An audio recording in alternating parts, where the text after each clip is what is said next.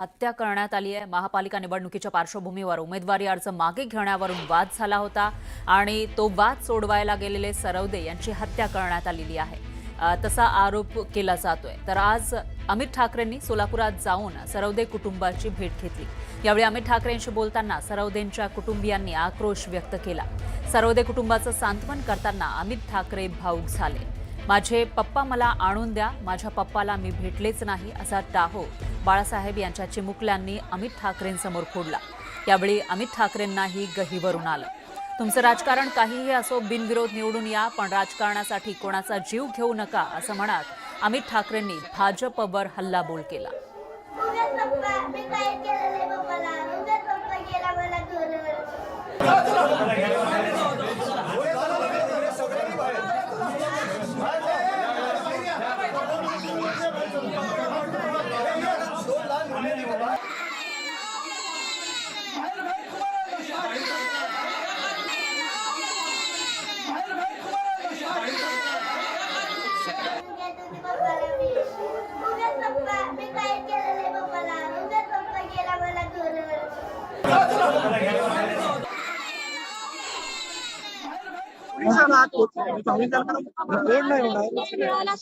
त्यांच्या दोन मुली माझ्यासमोर रडतात, मला मुलाची आठवण आली।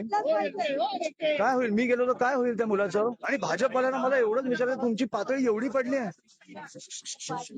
एवढी पडली आहे तुमची? पैसे फॉर्म परत घ्यायला सांगणं ठीक होतं, तुम्ही खून करायला लागले आता निवडणुकांसाठी। अशा निवडणुका असतील ना तर नको निवडणुका, आम्ही सगळे फॉर्म परत घेतो, तुम्ही जिंका। ती बघा मुलगी परत उठली।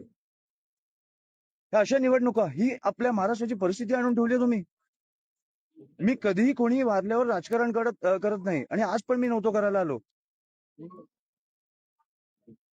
पण तुम्हाला कधीतरी कळणार आहे की नाही की तुमचे राज्य कुठे नेऊन ठेवलंय तुम्ही। माझी विनंती आहे, फडणवीस साहेबांना माझी विनंती आहे, एक दिवस प्रचार सोडा आणि प्लीज या। तुम्हाला निवडणुका काय कुठच्या पातळीला नेऊन ठेवल्यात ना आपल्याला कळतील। फडणवीस साहेबांनी मुख्यमंत्री म्हणून मला एक 10 मिनिटं द्यावी, मला सगळी परिस्थिती त्यांच्याकडे मांडायची। मला वाटतं एक दिवस सोलापूरला येऊन ते जाऊ शकतात। ही राजकारणाची परिस्थिती मी सहन नाही करू शकत। आपलं राज्य असं नाही असू शकत। बाकी सगळं ठीक आहे, 70 ठिकाणी तुम्ही जिंकला, बिनविरोध जिंका, मजा करा। पुढे 5 वर्ष 10 वर्ष रस्त्यांची वाट लावा, सगळं करा, खून नाही झाले पाहिजेत। तुम्ही खुनापर्यंत पोहोचताय आता। दरम्यान मीरा भाईंदरच्या राजकारणात सध्या भाईजान आणि मिया भाई या शब्दावरून आरोप प्रत्यारोप सुरू झाले। भाजपचे आमदार नरेंद्र मेहता यांनी शिवसेना नेते प्रताप सरनाईक यांना भाईजान असं संबोधलं। प्रताप सरनाईकांचा शिवसेना युबीटी पक्षाला छुपा पाठिंबा असल्याचा आरोप नरेंद्र मेहतांनी केला। त्यामुळेच त्यांनी प्रताप सरनाईक यांना भाईजान अशी उपमा दिली। यावर मेहतांना मिया भाई म्हणत प्रताप सरनाईकांनीही आमदार नरेंद्र मेहता एमआयएमला छुपा पाठिंबा देत असल्याचं म्हटलंय।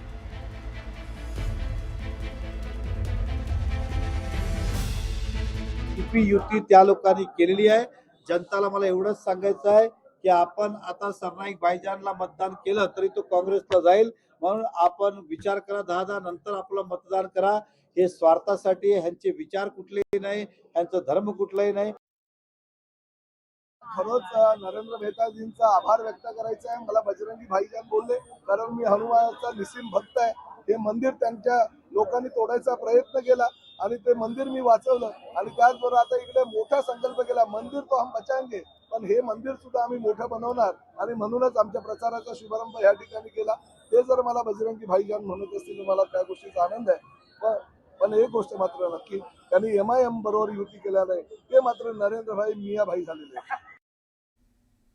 यानंतर बातमी आहे जळगावमधून। अनेक लोक सांगतात जाऊ दे, त्यांच्या नादी लागू नको, ईडी सीबीआय इन्कम टॅक्सची कारवाई करून जेलमध्ये टाकतील असा दावा आमदार किशोर पाटील यांनी केला।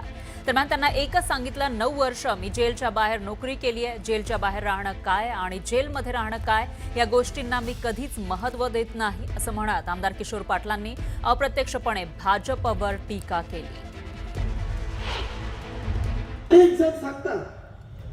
अरे जाऊ दे बाबा, त्यांच्या कुठे नांदी लागतो ते ईडी फिडी, कुठे मध्ये जेलमध्ये, कुठे काय, कोणाच्या इन्क्वायऱ्या, कुणी म्हणजे इन्कम टॅक्स, कुणी म्हणजे कोणता टॅक्स।